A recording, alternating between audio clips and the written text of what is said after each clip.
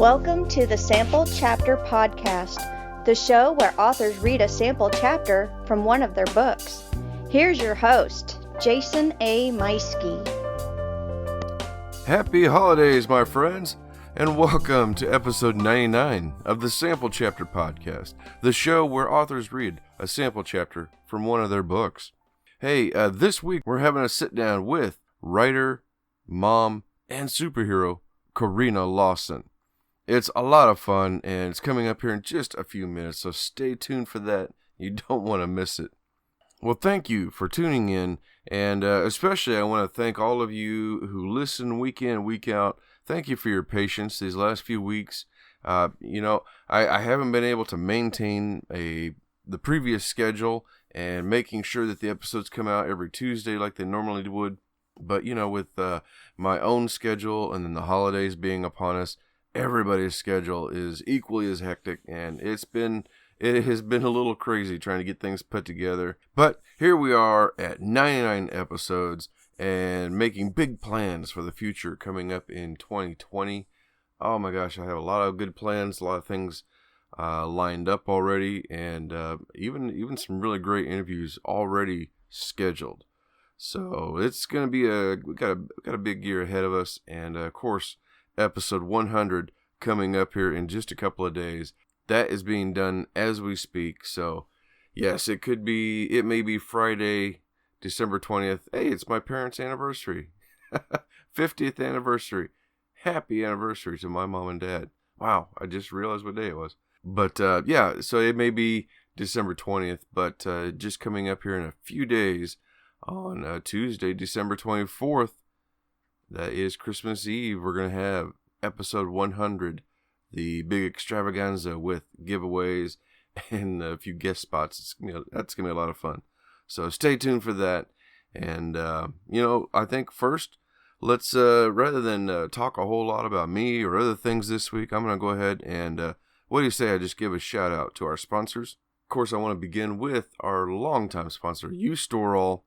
If you are in the market for self-storage and you're in the Warrensburg, Missouri area, perhaps you're moving into the area for college or military, look no further than U-Sto-All. With 2 facilities, completely fenced in, they offer climate control and non-climate control. You get your own personal gate code that is randomly generated through their computer, and they have over 60 cameras recording 24 hours a day. So check them out online at U-Sto-All.net. That's spelled the letter U-S-T-O-R-A-L-L.net. And then, of course, I want to thank my other sponsor and favorite writing tool, Scrivener. Wow, they've been with us for almost a year now, and it's been a beautiful relationship. I love their software. I use it every day for my writing. I have both the iOS app on my phone, and I have the desktop version for my computer and laptop, and it's all backed up to a cloud, so no matter where I'm writing, there's my chapter, my most recent chapter right there whenever I open it up. And let me tell you, it's incredible just having all of my research there in the left hand pane. All my chapters are broken up where I can easily go from one chapter to another. I can move things around, pull up my character information, places. It's all right there where you want it. So make sure you click the link in the show notes to find out more about them. And don't forget to listen to their ad coming up here in just a moment and hear how you can save 20% on your own regular desktop version. And of course, I want to make sure and thank my friends over at popgoestheculture.com. Joey Mills and the gang with that podcast network out of Springfield, Missouri. They are a lot of fun. And man, I tell you what, they have a bunch of podcasts, including their namesake show, Pop Goes the Culture podcast. And let me tell you, they get some fantastic interviews on there every once in a while. They had the stars of Cobra Kai on this past year. Most recently, they had some people from, I think it was the DC universe. I have to admit, I'm not very familiar with that, but I do know the Cobra Kai. So anyway, check them out as well. Click the link in the show notes for Pop Goes the Culture and all the different podcasts that are there. Lots of fun, again, podcasts and blogs and other information. So check them out. Well, as I said, this week we are speaking with Corrina Lawson. She is a multi-genre author, writing in sci-fi, fantasy, romance, and steampunk.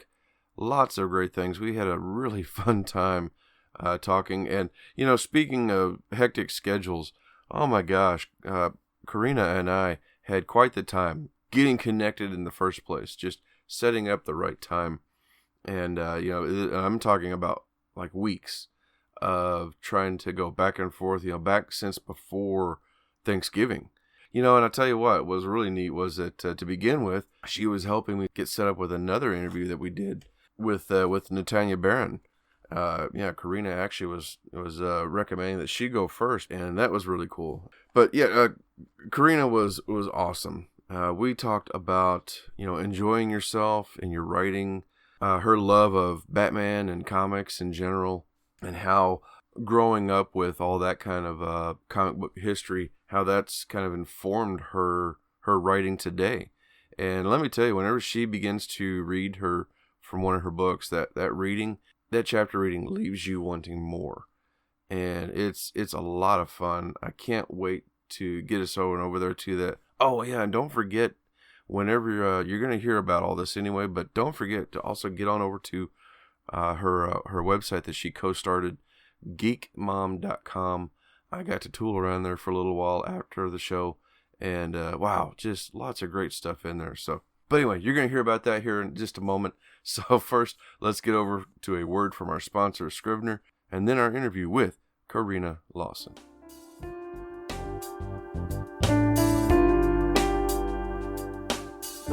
Jason here. Hey, I wanted to take a moment and tell you about my favorite writing tool, Scrivener. Now, I know you've heard about Scrivener because their writing software has been embraced by hundreds of thousands of other writers like you and I, from the novice to best-selling novelists. The reason we all use it is because of Scrivener's core concept to bring all the writing tools you use together in a single application. And with tools like automatic backup, character maps, project goals, and let's not forget that amazing corkboard, you can see why I use Scrivener every day. As a bonus for Sample Chapter Podcast listeners, use code CHAPTER for 20% off your desktop version. Scrivener writing software, built by writers for writers. Happy holidays, everybody. Welcome back to another episode of the Sample Chapter Podcast. This week we are going up onto the far east coast, which, from what I understand, is about to get hit with a storm that came through here in Missouri just the other day. So we are speaking with Corrina Lawson. Corrina is a former newspaper reporter with a degree in journalism from Boston University. A mom of four, she now works from home writing romance novels with a geeky twist as a sci-fi and fantasy blogger for Barnes & Noble and is a founding editor of geekmom.com.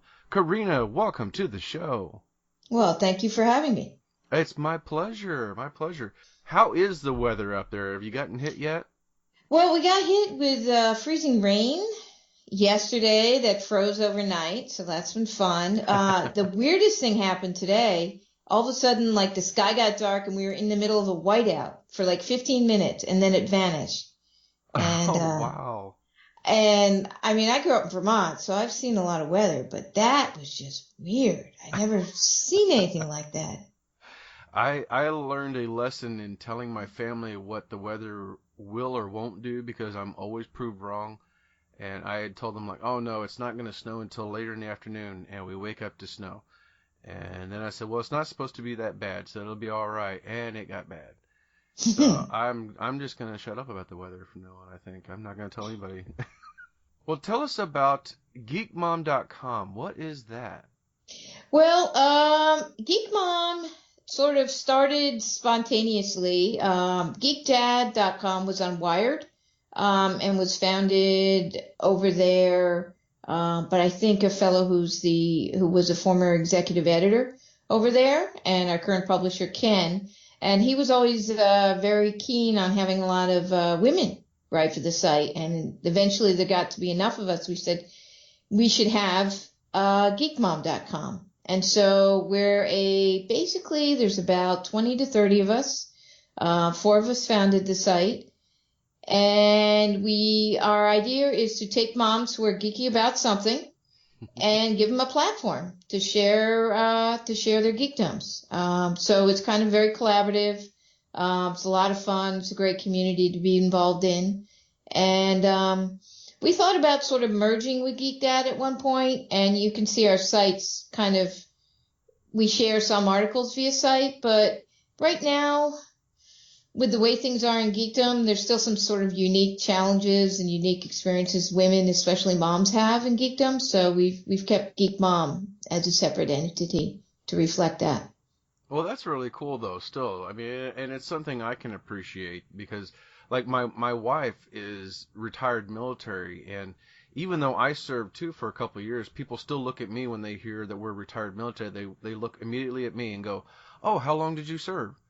And I'm like, "Yeah, you want to talk to this woman right over here. She had a much longer career and will kick your butt." Anyway. Well, in fact, one of our editors is actually active duty military. Oh, So, wonderful. Okay. So, and she's great. So. Well, now how long has this been going on at Geek Mom? I want to say 7 or 8 years. Oh, wow. So we started off on Wired. There was an intellectual property discussion. They wanted to own our articles completely with all rights. And I don't know how many people are that up on intellectual property, but basically you want to get paid for your intellectual property. And they were paying our bloggers, I think, $10 an article, and they wanted to own all the rights everywhere. So we decided it'd be better to be independent than letting Condé Nast have everything. So. Well, tell me about your writing, because I know you've got a degree in journalism with Boston, and you've got some romance novels and some others. Where did you start off writing? Well, the funny thing is, I always wrote as a kid. Mm-hmm. I mean, if the internet, I'm showing my age here a little bit. If the internet had existed when I was a kid, oh my God, the fan fiction I would have written. I cannot tell you. It would probably have been Lord of the Rings fan fiction too. It's like lots of it, because I even did a couple of stories about that. And John Christopher's Tripod series, ooh, that I would have written more fanfic. But I didn't think there was a lot of, there didn't seem to be a clear career path for writing fiction. So I went into journalism, which I loved because Lois Lane, I saw her on TV and I was like, wait a minute, that's a woman who's not a nurse and not a teacher. Nothing against those things. Those things are awesome. Mm-hmm. But those things were not what I wanted to be. And there didn't seem to be a lot of other choices. And then I saw Lois Lane and I thought, oh, she has a really cool job. I want that job. So I went to school for journalism, got a degree at Boston University. Although for 2 years I was at the U.S. Coast Guard Academy before that. Okay.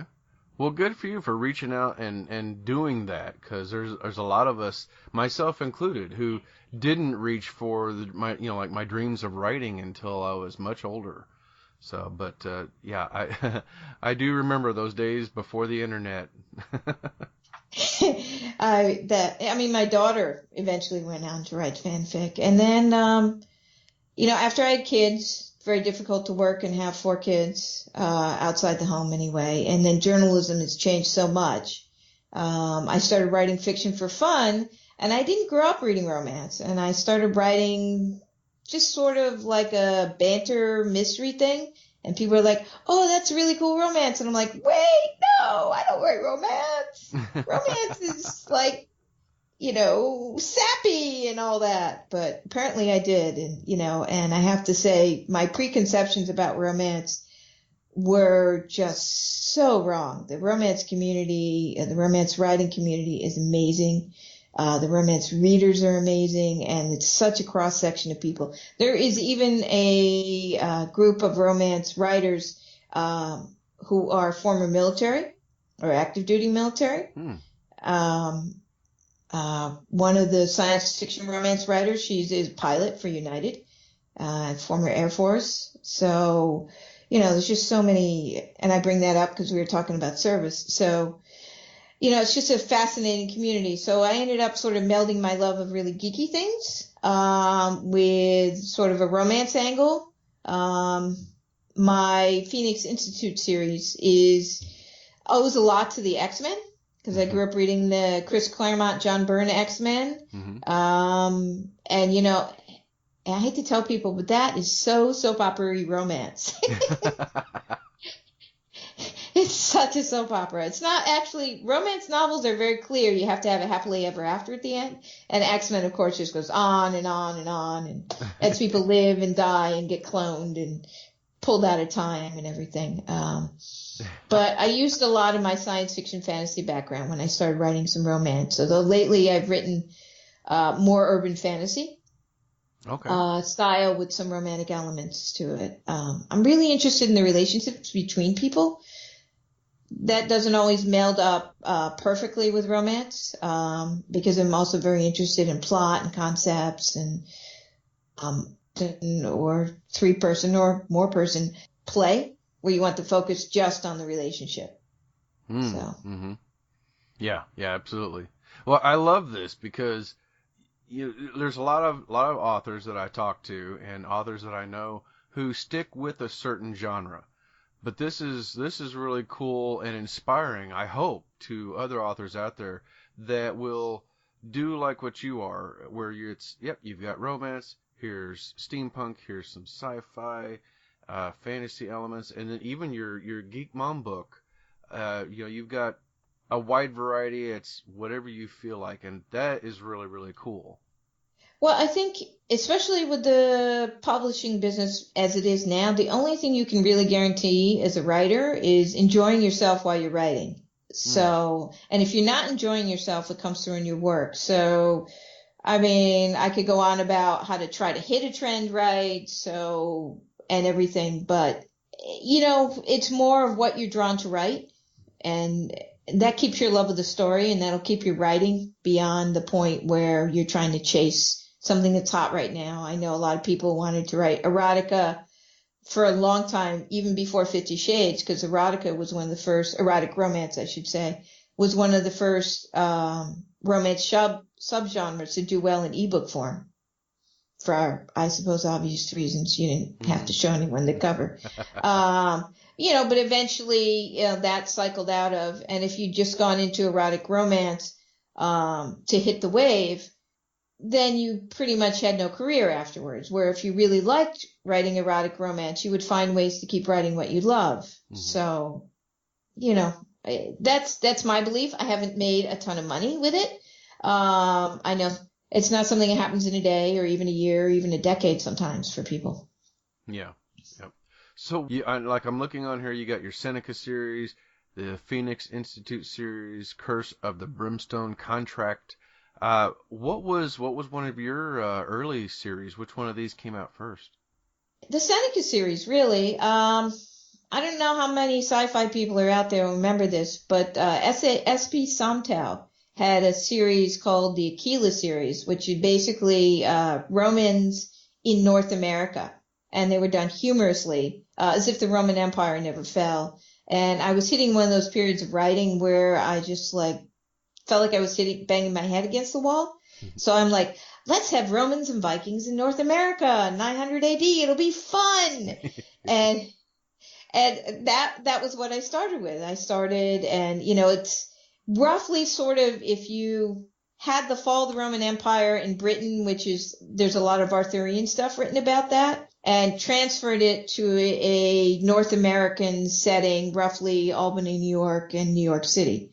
And what would happen then? And then you would have the Vikings, who have a sort of society that's much more female-friendly than is generally believed. And you have the Native American tribes who are matriarchal. And then you have the patriarchal Romans. So it seemed like the whole clash of cultures could be a lot of fun. But it always started with a character. And that's the former Roman assassin slave who wanted to start a new life. That was inspired by Lois McMaster Bujold, who was the first science fiction writer I read, who wrote a character, Cordelia Naismith, for Kosygin, who also wanted to be a mom. And I thought, wow, I have rarely seen that in science fiction. So my character also wants a family and wants a mom, but of course she's got to go through a war to get to it. So. Oh my goodness, that sounds incredible. I'm gonna have to check that out, I think. Well, what about your steampunk series here, The Curse of the Brimstone Contract? What is this about? Well, someone challenged me to write a Sherlock Holmes story, and I'm like, oh, I love Sherlock Holmes, but and they're like a steampunk, and I'm like, wait, steampunk Sherlock Holmes. That was the general idea, although it is not. I should have eaten my words, because you can't just write a Sherlock Holmes story and steampunk it up. You actually have to create a really valid, careful steampunk world before you know what world your characters are inhabiting. And so I had to find out why steam technology took over, what London would look like in this alternate time period, and, where my characters would be. And I knew right away I wanted a female in the sort of Watsonian role. So, and I was also inspired by a comic book by Mark Waid called Ruse, R-U-S-E. And it was basically a magical alternate world version of Sherlock Holmes. And then I got writing, and I came up with the Holmes style character first. And then I came up with the world building, which is that magic was found, and the byproduct of using magic creates a special kind of what they call mage coal, which burns hotter and longer than regular coal, which of course fueled the steam technology, but that led to a lot of class differences. So I was really interested in exploring, well, what if you had this magical cool thing that could bring energy to everybody? Would it be equally distributed? And the answer is it would not. So, my story is sort of about class differences and people who even have magical abilities, but they're suppressed because the nobles want to keep that knowledge to themselves. And, and it's a seamstress by trade, and it's discovered she has magical abilities, and she goes to the Sherlock Holmes style character, Gregor Sharonford, which is an Easter egg for Holmes fans, his last name. Oh, very cool. And he is sort of a misfit because he is also half Indian and half white.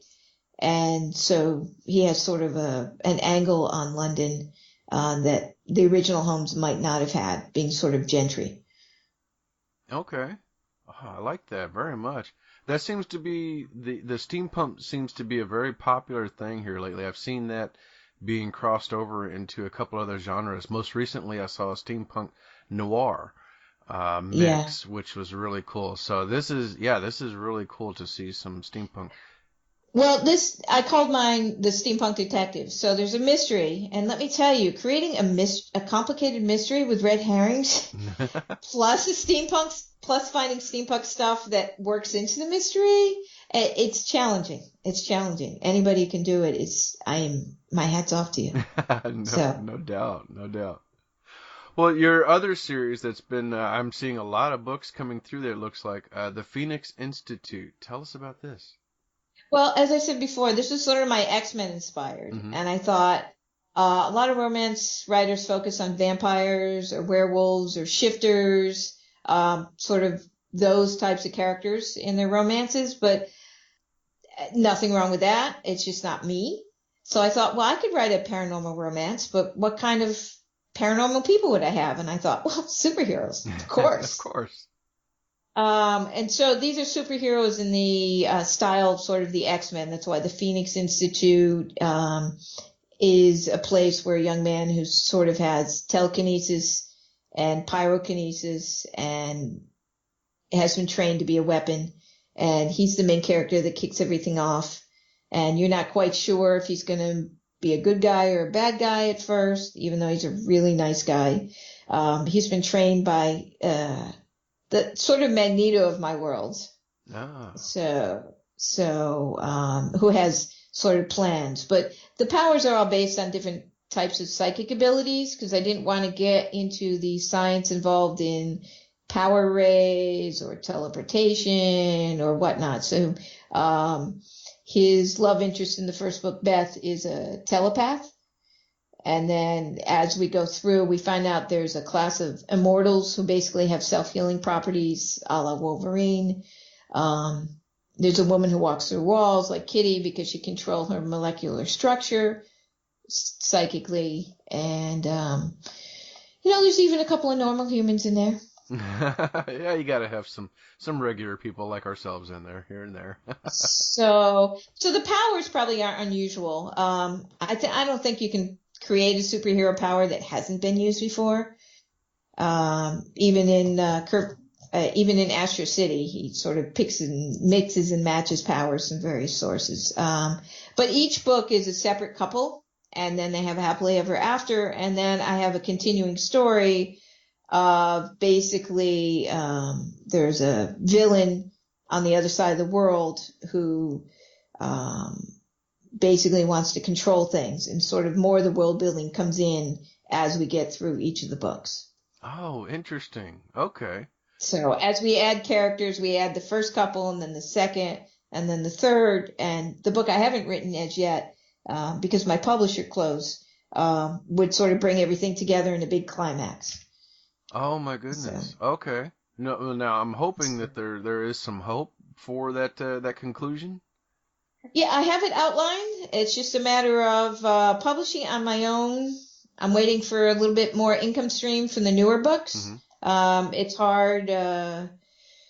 You want to make sure you have a good editor, and you want to make sure you have a good cover designer, and so I would rather wait and have all those things in place rather than write the book and put it up and have it not be quite as good as I want it to be or quite as good as it should be. Okay.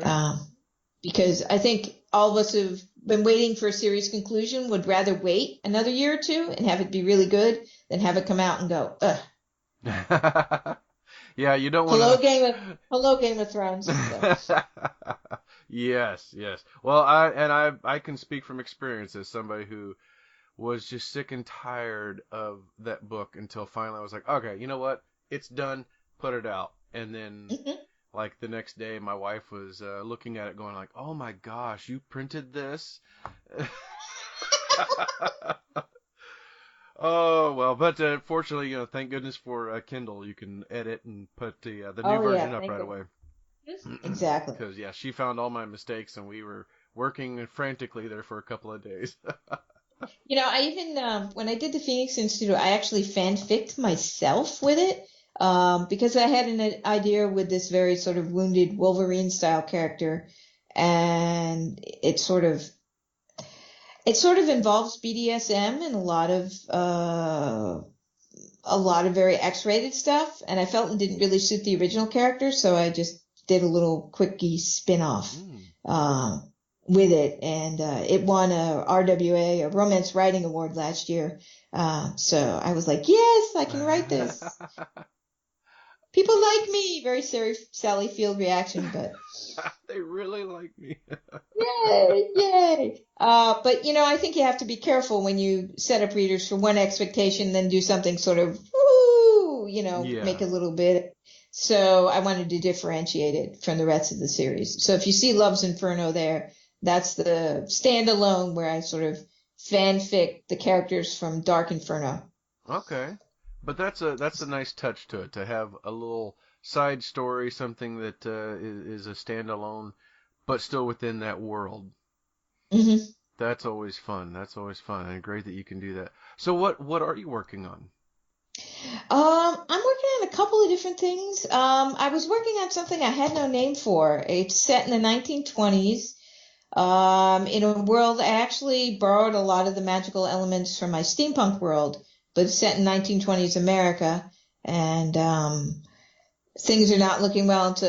It's a female-led character who has sort of the ability to absorb magic and sort of disappear into the background. So she and become invisible, but she's being hunted by people who want to use her because she makes a really good thief, and she accidentally sort of teaches someone the spell that has endangered Houdini, so she has to go save Houdini. And I didn't have a name for it for a long time until I was talking to my agent, and I said, it's the Houdini Project. I'm like, oh, wait, that's a good name. So I've been calling it the Houdini Project, and it's set in Detroit in the 1920s, a little bit of alternate world, a lot of magic, some steampunk stuff, and I'm working on that right now. And I'm also working on a book. I wrote this, I don't want to tell you how long ago, but it was a journalist main character. And I finally decided to set it in the 1980s. So she's my punk rock Lois Lane. Oh, very cool. So I'm working on a mystery series with that. There's some romance in that. My books are sort of, I like cross-genre stuff, so there's a lot, but I would sell this one as a mystery rather than romance. So I haven't written a straight romance since Love's Inferno. Well, that was only last year, so Okay. I guess that was recent. So yeah, I do hop around genres quite a bit. They'll tell you that that's not the way to do it and market yourself, but oops. But I see that every once in a while where somebody will have a series in a few genres, and as long as there's some consistency, I think you can do it, and people will follow along. I think so. I think as long as people like your voice, and your voice isn't just sort of the way you put words together, it's also sort of your worldview and the way you see things. And I think you can see it, even just talking, you can see I was interested in the elements of the Seneca series with a lot of culture differences, and that carried over to the steampunk world as well. And again, we're in 1920s, you have a female main character, and there's a lot of strictures about what they can and can't do in society. So, I keep coming back to the same themes, I think. And I think most writers will come back to very similar themes, despite differences in stories. I agree. Well, where can people find and follow you online? You can find me on Twitter as at Corrina Lawson. It's Corrina with 2 R's and 1 N. I'm on Facebook under the same name. You can find my website at corrina-lawson.com. But if you just Google, just make sure you put the 2 R's in it. And I'll pop up there. You can find me at geekmom.com and all my Geek Mom articles there. And you can find my Barnes & Noble sci-fi fantasy articles still up, but they just stopped hiring any freelancers. They let about 20 of us go. Oh, no. Freelance life. Yeah. And I should explain, my name is that my mom named me after a song called Corrina, Yeah. which most people remember from the Whoopi Goldberg movie. But it's spelled 2 different ways on the record, and she picked the one that is used least often.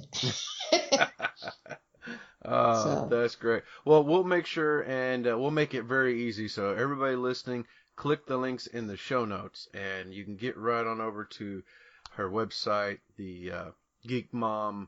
All of that, we'll have it there in the show notes, so everybody can just find and follow you. And of course, head on over to Amazon too and pick up some of these books.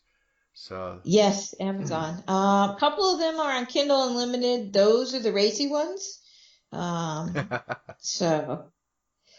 you can read those for free if you're on Love's Inferno and Carnal Blessing. So those are the X-rated ones. The rest of them are not. So make sure you're reading that somewhere safe so that if you blush in public, people don't wonder what you're doing. All right. Well, Corrina, this has been wonderful. Thank you so much for coming on the show. You're welcome.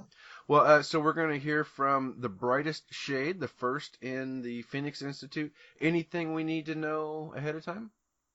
Well, I wrote a couple of novellas that are set in the same Phoenix Institute world, and this is the first of them. If the main novels are sort of X-Men inspired, this was my idea of what would my Gotham City be like?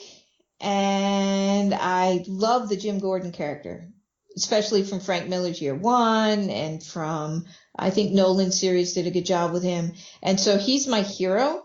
Although he's a black police officer in my series. And then of course the Batman style character, who I call Noir, is sort of the Batman type of character. So there is a romance, but there's also a pretty grim mystery.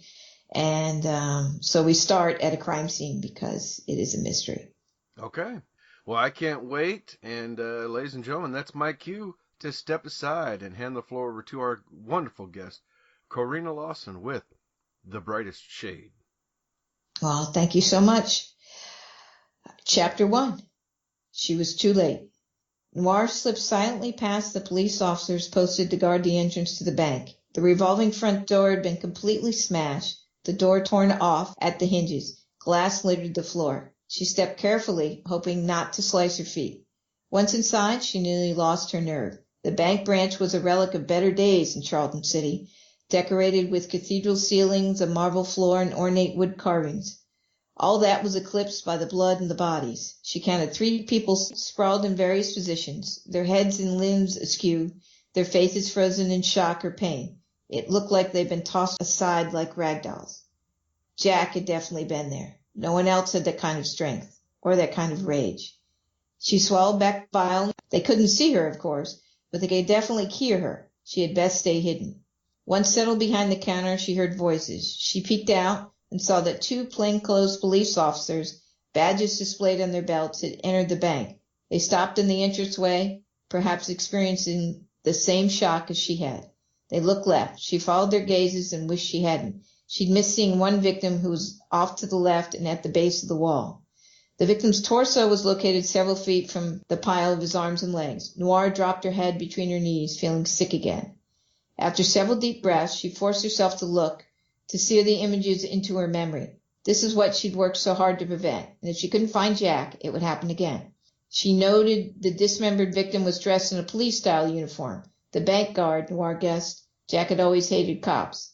A bank guard would have been close enough to stoke his anger. But why had Jack gone into a bank so publicly? He was so noticeable. Noir saw a 6-inch steel door turn off its hinges.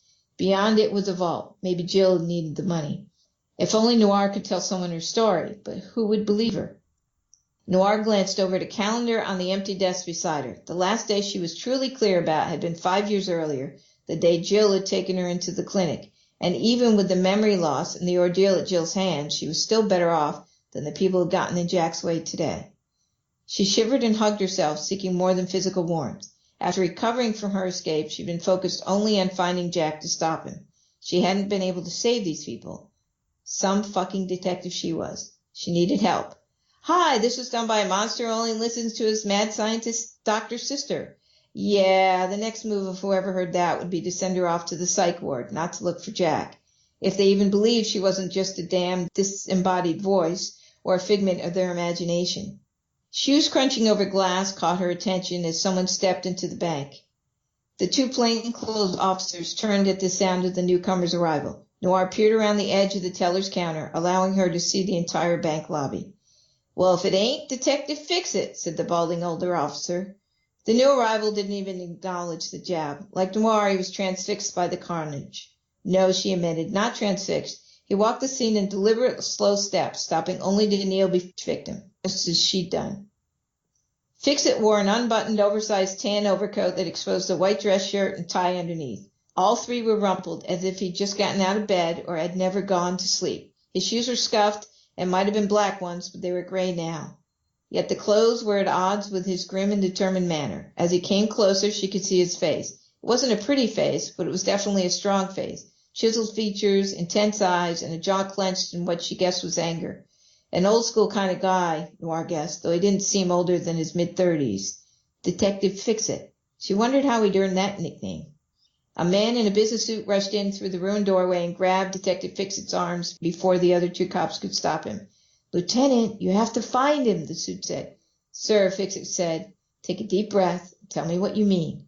His words were careful and precise and seemed to have a calming effect on the panicked man.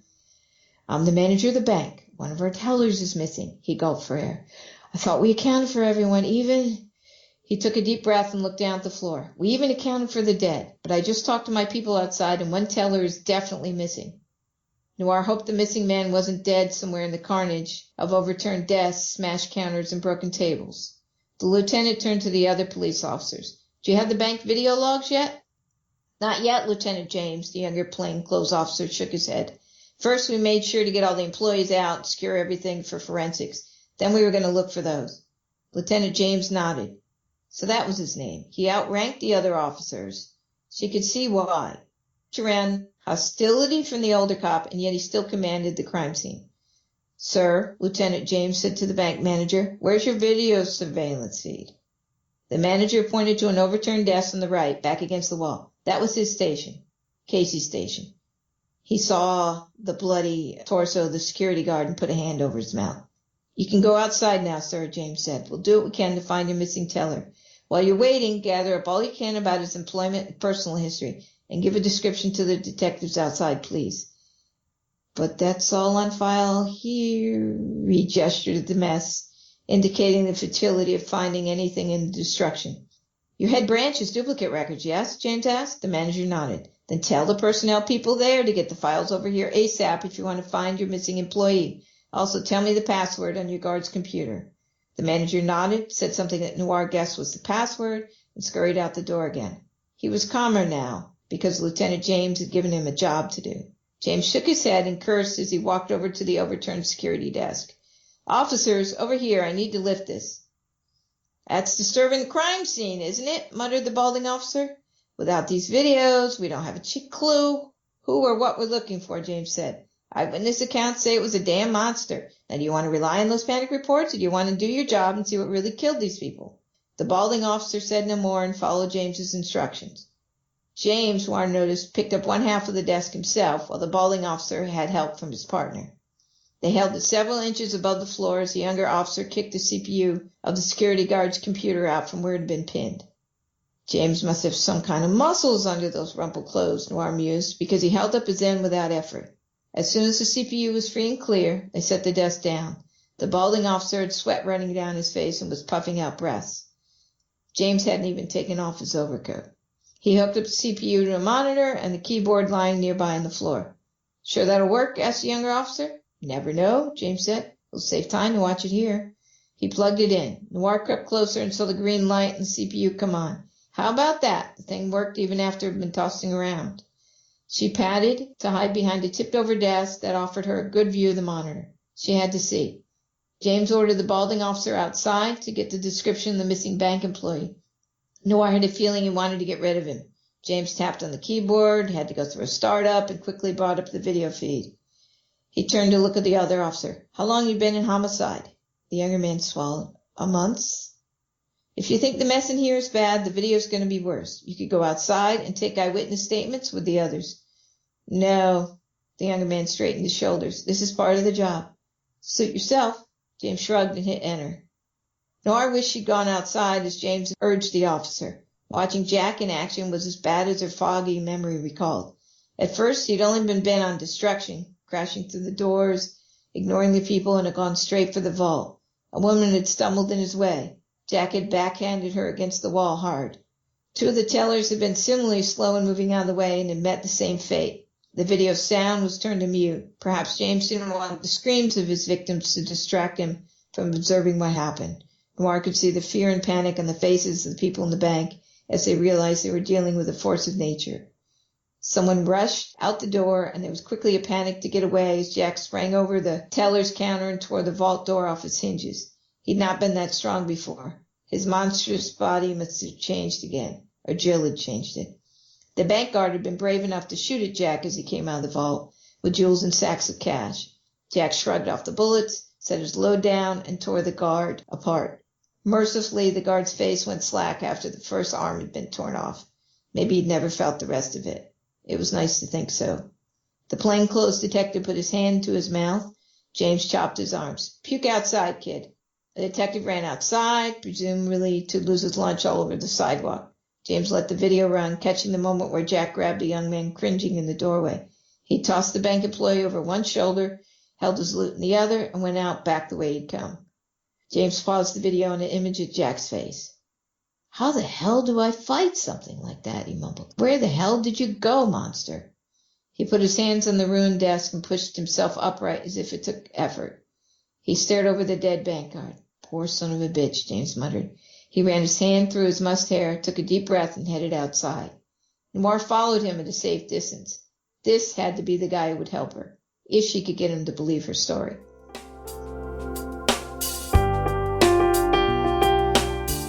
Wow.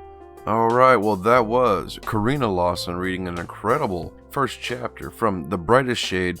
That is from the Phoenix Institute series, and it is available right now. Click the link in the show notes for more about Corrina and her series, as well as her multiple other series that she has. Don't forget to also click the links in the show notes for our sponsors and friends alike, and hit that subscribe button so you don't miss out. Actually, next week's not a new author, it's our episode 100. So hit subscribe and come on back for more. We'll see you again real soon.